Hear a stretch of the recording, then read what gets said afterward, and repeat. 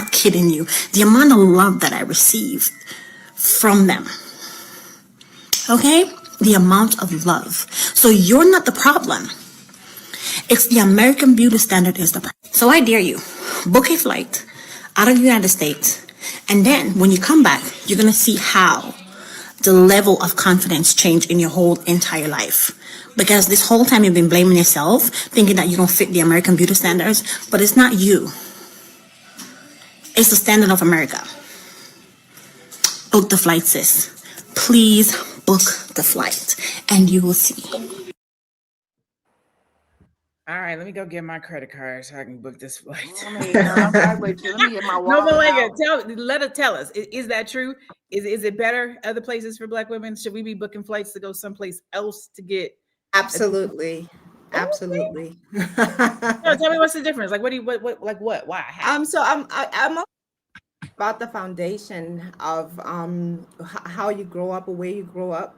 If you grew up looking at people who look like you, then there really isn't the problem of trying to look like somebody else, especially if you're the majority.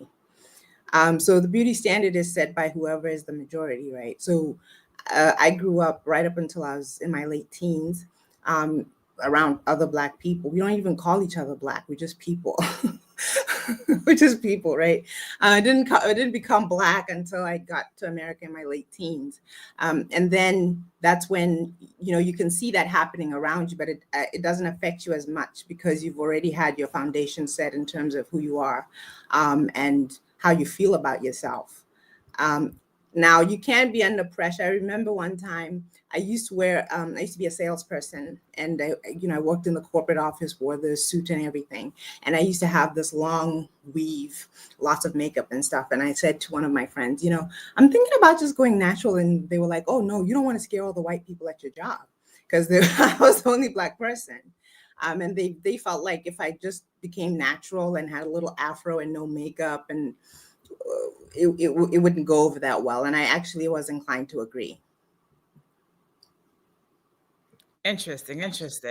What are your thoughts on the standard of beauty abroad versus here, Dr. Alicia? Since you spent those 5 months abroad, you said you felt good. You yourself, who's from America, went to this space and you felt there was difference.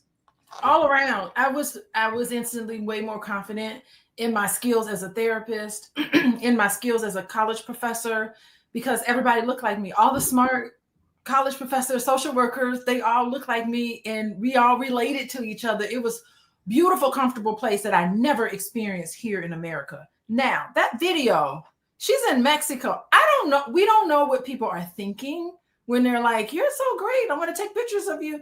I just know that when I went to China, they had never seen Black people before.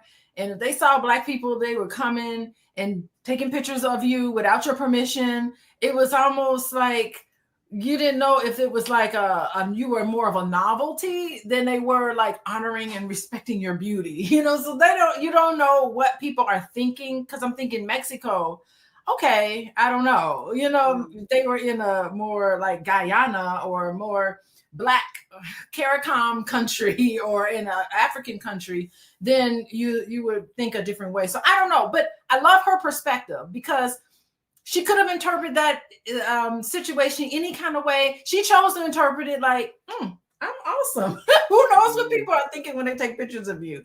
But she chose to interpret it in a positive way. And I think we can learn from her interpretation. Listen, we live in a country that's definitely racist. We live in a country that's patriarchal. We live in a country that's individualistic.